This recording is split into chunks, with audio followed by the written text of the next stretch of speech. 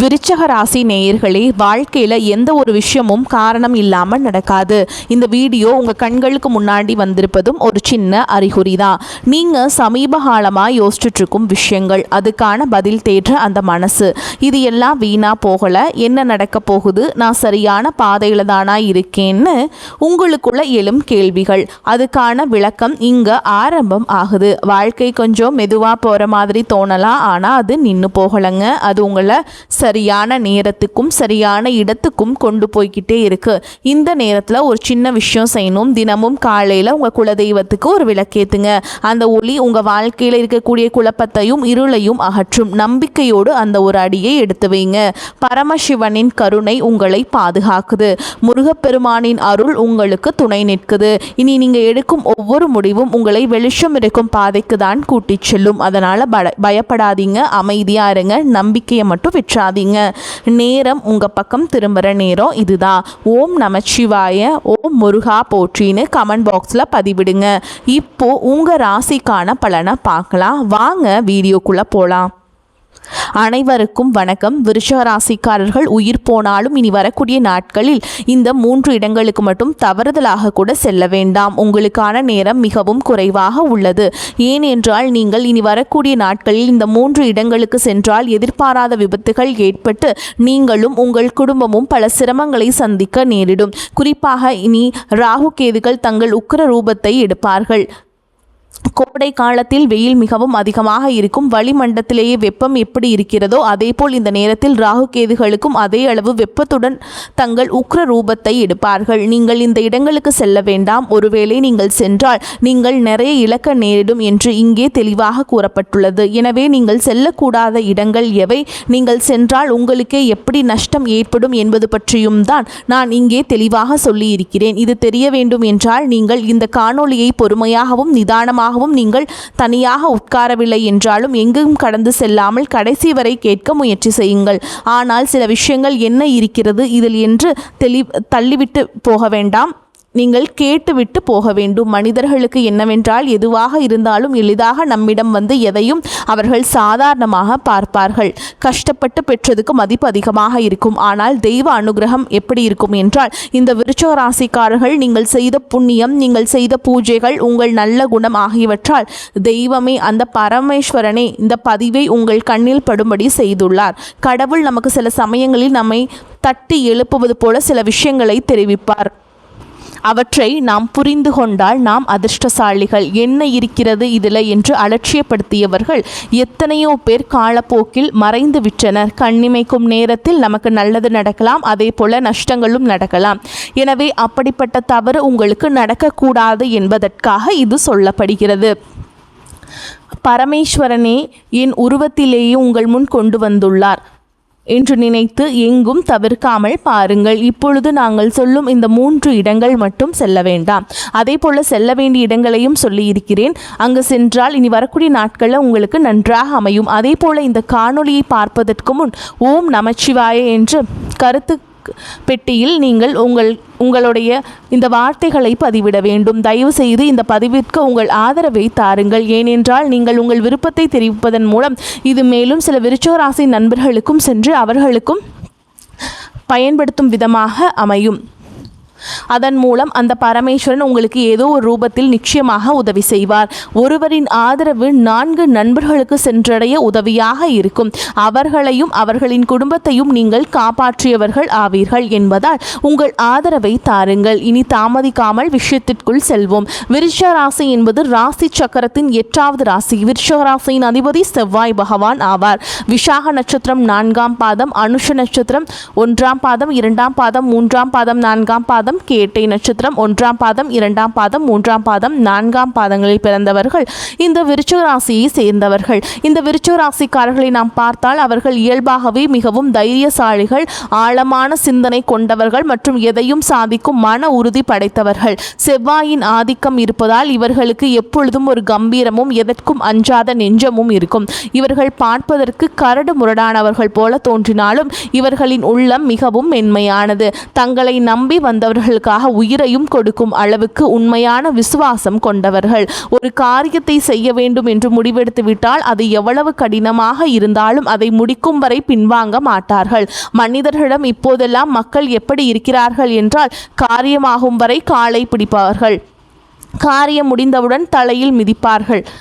இப்படி இருக்கக்கூடியவர்கள் தான் அதிகமாக உள்ளார்கள். ஆனால் விருச்சிக ராசிக்காரர்கள் அப்படிப்பட்டவர்கள் அல்ல. இவர்கள் மிக ரொம்ப நேர்மையானவர்கள். யாருக்கும் எந்த துரோகமும் செய்ய நினைக்க மாட்டாங்க. ஆனால் யாராவது இவர்களுக்கு துரோகம் செய்தால் அவர்களை அவ்வளவு எளிதில் மன்னிக்கவும் மாட்டார்கள். இவர்கள் தங்கள் குடும்பத்தின் மீது அதீத பாசம் கொண்டவர்கள். குடும்ப உறுப்பினர்களின் நலனுக்காகவும் பாதுகாப்பிற்காகவும் தங்களை முழுமையாக அர்ப்பணித்துக் கொள்வார்கள். இவர்களை நண்பர்களாகவோ அல்லது வாழ்க்கை துணையாகவோ பெறுபவர்கள் உண்மையிலேயே ஒரு அரணை போல பாதுகாப்பான உறவை பெற்றவர்கள் ஆவார்கள். இப்படி இவர்களை பற்றி சொல்லிக்கொண்டே போகலாம். ஆனால் இவர்களிடம் சில குறைகளும் பலவீனங்களும் உள்ளன. அந்த குறைகளை நீங்கள் திருத்திக் கொண்டால் உங்களை இந்த உலகத்தில் யாராலும் அசைக்க முடியாது. விருச்சிக ராசிக்காரர்களிடம் உள்ள மிகப்பெரிய குறை என்னவென்றால் அதீத கோபமும் எவரையும் எளிதில் நம்பாத சந்தேக குணமும் ஆகும். இவர்கள் ஒருவரை நம்புவதற்கு அதிக நேரம் எடுத்துக்கொள்வார்கள். அப்படி நம்பிய நபர் சிறு தவறு செய்தாலும் இவர்களின் கோபம் எரிமலை போல வெடிக்கும். நடந்த பழைய கசப்பான சம்பவங்களை மறக்காமல் மனதிற்குள் வைத்து கொண்டு அதையே நினைத்து நினைத்து தங்களை தாங்களே வருத்தி கொள்வார்கள். பழிவாங்கும் எண்ணம் சில நேரங்களில் இவர்களின் கண்களை மறைத்துவிடும். மற்றவர்கள் என்ன நினைக்கிறார்கள் என்பதை ஆழமாக சிந்தித்து அனைத்தையும் ரகசியமாகவே வைத்திருக்க விரும்புவார்கள். தங்களுக்குள் இருக்கும் கவலைகளை யாரிடமும் பகிர்ந்து கொள்ளாமல் தனிமையில் அழுவார்கள். இதனால் இவர்களுக்கு அடிக்கடி கடுமையான மன உளைச்சலும் தேவையற்ற இரத்த அழுத்த பிரச்சனைகளும் ஏற்படும். எனவே விருச்சிக ராசிக்காரர்களே, நீங்கள் எல்லாவற்றையும் உங்கள் மனதிற்குள் போட்டு புதைத்து வைக்க வேண்டாம். உங்களின் அதீத கோபத்தையும் சந்தேக குணத்தையும் சற்று குறைத்து கொள்ளுங்கள். பல விஷயங்களை மறந்துவிட்டு நிகழ்காலத்தில் வாழ பழகுங்கள். எது நடந்தாலும் அது கடவுளின் விருப்பம் என்று உங்கள் கடமையை மட்டும் உறுதியாக செய்யுங்கள். அளவுக்கு அதிகமாக சிந்திப்பதையும் கோபப்படுவதையும் நிறுத்தினாலே உங்கள் வாழ்க்கையில் பாதி பிரச்சனைகள் தீர்ந்து மன அமைதி கிடைக்கும். உங்கள் ஜாதகப்படி கடந்த சில காலமாகவே நீங்கள் பலவிதமான சோதனைகளையும் நெருக்கடிகளையும் கடந்து வந்து கொண்டிருக்கிறீர்கள். குடும்பத்திலும் சரி, வேலையிலும் சரி பல மறைமுக எதிர்ப்புகளை நீங்கள் சந்தித்து வருகிறீர்கள்.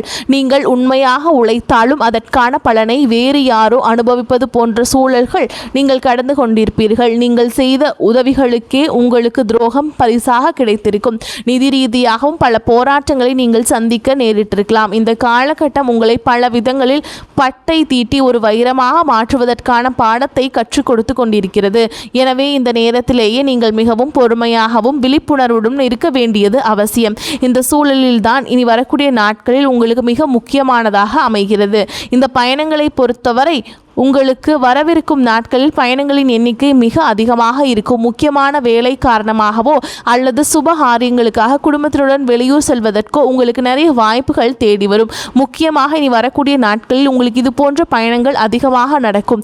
ஆனால் இங்கே நீங்கள் கவனிக்க வேண்டியது என்னவென்றால், உங்களுக்கு எவ்வளவு அவசரம் இருந்தாலும் எவ்வளவு முக்கியமான வேலை இருந்தாலும் இனி வரக்கூடிய நாட்களில் இந்த 3 இடங்களுக்கு மட்டும் நீங்கள் செல்ல வேண்டாம். அது எவ்வளவு நெருங்கிய நண்பர்கள் அழைத்தாலும் சரி, உங்களை கட்டாயப்படுத்தினாலும் சரி, நீங்களே அங்கே செல்ல வேண்டாம். அப்படி சென்றால் நீங்கள் உங்கள் கைகளாலேயே துன்பத்தை தேடிக்கொண்டது போலாகும். நீங்கள் அந்த இடத்திற்கு சென்றால் ராகு கேதுகளின் உக்கிரத்தாலும் கோச்சார கிரகங்களின் தாக்கத்தாலும் நீங்கள் எதிர்பாராத சிக்கல்களில் மாட்டிக்கொள்வீர்கள். இது உங்களுக்கு தேவையில்லாத அவப்பெயரையும் பெரிய விபத்துகளையும் உருவாக்கும்.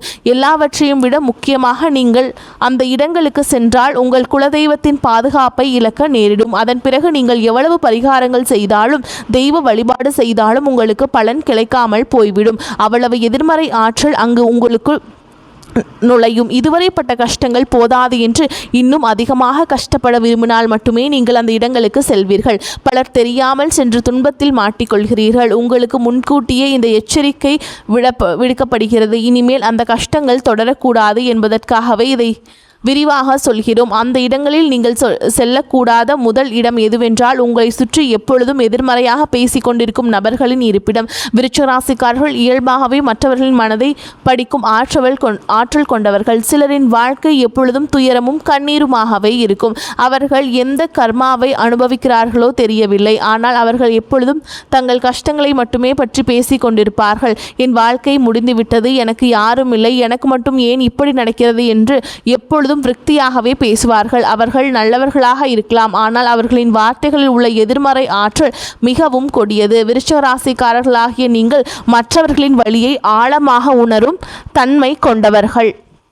நீங்கள் அவர்களிடம் சென்று ஆறுதல் கூறலாம் என்று நினைத்து அவர்களின் அருகில் அமர்ந்து பேசினால் அவர்களின் அந்த எதிர்மறை ஆற்றல் உங்களை எளிதாக தொற்றியும் கொள்ளும். உங்களின் மனநிலையும் அப்படியே மாறி உங்களை அறியாமலேயே உங்களுக்குள் இருக்கும் கோபமும் விரக்தியும் தூண்டப்படும்.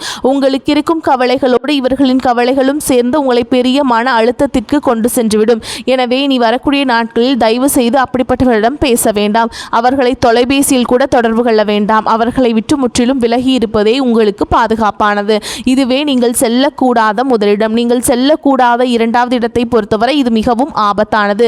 விருச்சிக ராசி என்பது ஓர் நீர் ராசி. இயல்பாகவே உங்களுக்கு நீர்நிலைகள் என்றால் மிகவும் பிடிக்கும்.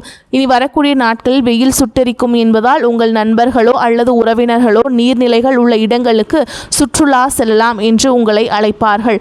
அருவிகள், குளங்கள், ஆழமான ஏரிகள், ஆறு அல்லது கடல் போன்ற இடங்களுக்கு சென்றால் மிகவும் குளிர்ச்சியாகவும் சந்தோஷமாகவும் இருக்கும். மன அழுத்தம் குறையும் என்று அவர்கள் உங்களை வற்புறுத்துவார்கள்.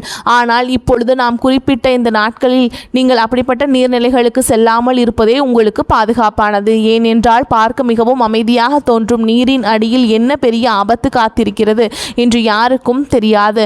நீங்கள் இந்த இடங்களுக்கு சென்றால் செவ்வாய்க்கும் நீருக்கும் உள்ள முரண்பாட்டாலும் ராகுகேதுக்களின் ஆதிக்கத்தாலும் எதிர்பாராத நீர்கண்டங்கள் விபத்துகள் நடக்க அதிக வாய்ப்புள்ளது.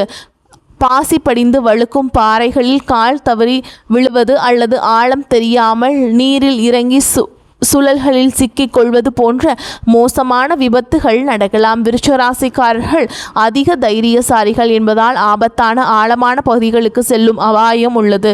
எங்கு சென்று ஆபத்தில் சிக்குவதை விட நீங்கள் உங்கள் வீட்டிலேயே ஒரு குளிர்ந்த சூழலை உருவாக்கி கொள்ளலாம். நல்ல குளிர்ந்த நீரை பருகி அமைதியான நில்லான இடங்களில் குடும்பத்தோடு ஓய்விடுங்கள். உங்கள் உயிரை விட வேறு எந்த வேடிக்கையும் சந்தோஷமும் பெரிதல்ல என்பதை முழுமையாக உணர்ந்து இனி வரக்கூடிய நாட்களில் நீர்நிலைகள் உள்ள இடங்களுக்கு சுற்றுலா செல்வதை முற்றிலும் தவிர்த்து விடுங்கள்.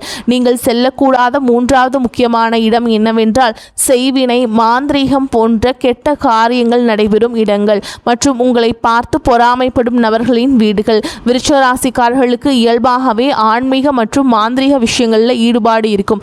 அதே சமயம் இவர்களை திருஷ்டியும் எதிர்மறை சக்திகளும் மிக எளிதாக தாக்கும். சிலர் தங்கள் சுயநலத்திற்காக மற்றவர்கள் கெட்டுப்போக வேண்டும் என்று, அடுத்தவர்கள் குடும்பம் நாசமாக வேண்டும் என்று தீய சக்திகளை வழிபடுவார்கள். அப்படிப்பட்ட அதிர்வுகள் நிறைந்த மயான பூமிகள் அல்லது கெட்ட இடங்கள் நீங்கள் தவறுதலாக கூட செல்லக்கூடாது. அதே போல நீங்கள் வாழ்க்கையில் முன்னேறுவதையும் உங்கள் ஆளுமையையும் பார்த்து உள்ளுக்குள் பொறாமைப்படும் உறவினர்கள் அல்லது நண்பர்கள் சிலர் உங்கள் வட்டத்திலேயே இருப்பார்கள். அவர்கள் வெளியே உங்களிடம் நன்றாக சிரித்து பேசினாலும் அவர்கள் கொடுக்கும் ஒவ்வொரு பொருளிலும் அவர்களின் வன்மம் இருக்கும். அப்படிப்பட்டவர்களின் வீடுகளுக்கு இனி வரக்கூடிய நாட்களில் நீங்கள் கண்டிப்பாக செல்லக்கூடாது. அவர்களின் வீட்டு வாசப்படியை கூட நீங்கள் மிதிக்க வேண்டாம். அவர்கள் கொடுக்கும் தண்ணீர், தேநீர் அல்லது எந்த உணவையும் நீங்கள் வாங்கி சாப்பிட வேண்டாம். அவர்களின் பொறாமை கலந்த பார்வையே உங்களுக்கு பெரிய திருஷ்டியாக மாறி உங்கள் குடும்பத்தில் பெரிய சண்டைகளையும் உடல்நல குறைபாடுகளையும் ஏற்படுத்தும். நீங்கள் உண்ணும் உணவின் வழியாக அந்த கெட்ட சக்திகள் உங்களை எளிதாக பிடித்து கொள்ளும்.